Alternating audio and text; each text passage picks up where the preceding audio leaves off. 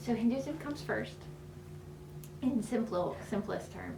Um, Buddhism is a tradition that arises in a Hindu context. Um, so when we see the stories of Lord Buddha, remember, of course, that he is born into a high caste. He's someone who is noble. He is sort of not a low caste person, to use that construction. So he comes out of a Hindu context. Hinduism says of Buddhism, this is heresy. This is not Hinduism, which is ironic because, of course, you recall as Hinduism grows and progresses, it sort of is very adept at encompassing lots and lots of traditions. It can kind of take in innovation in really beautiful ways. But it does say of Buddhism, that is not this. We don't do that. And of course, Buddhism reacts to Hinduism in a number of ways. The Buddha says, caste is not a significant social marker. So in strongly Buddhist societies, we see that caste starts to fall away as a kind of social glue.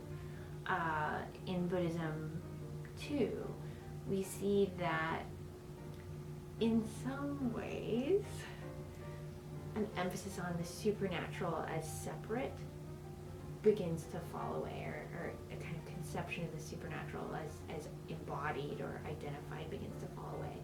Now, in Buddhism, of course, we see that after Lord Buddha and after all the Buddhas and Bodhisattvas that preceded him and follow him, there is a kind of sense of the supernatural that's very much present. We see sort of two major threads in Buddhism that split over this question of whether or not there are supernatural things that are happening sort of in a particular way.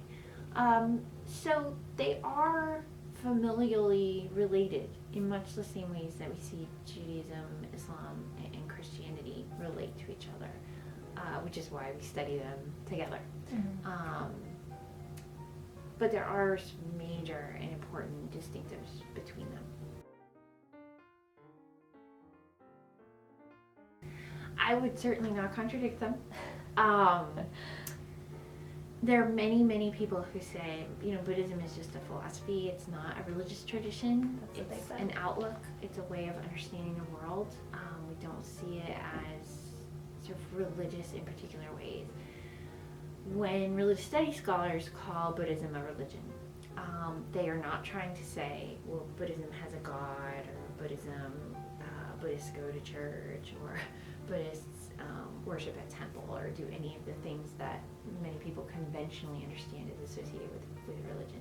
When religious studies scholars talk about Buddhism as a religion, they're thinking of Buddhism in the context of Catherine Albanese, who would say, because there's a group of people, a community, who perform certain rituals or cultus together, because they say certain things about the world and how it functions in the form of creeds, and because they behave in certain ways because of that creed and ritual in a code, right?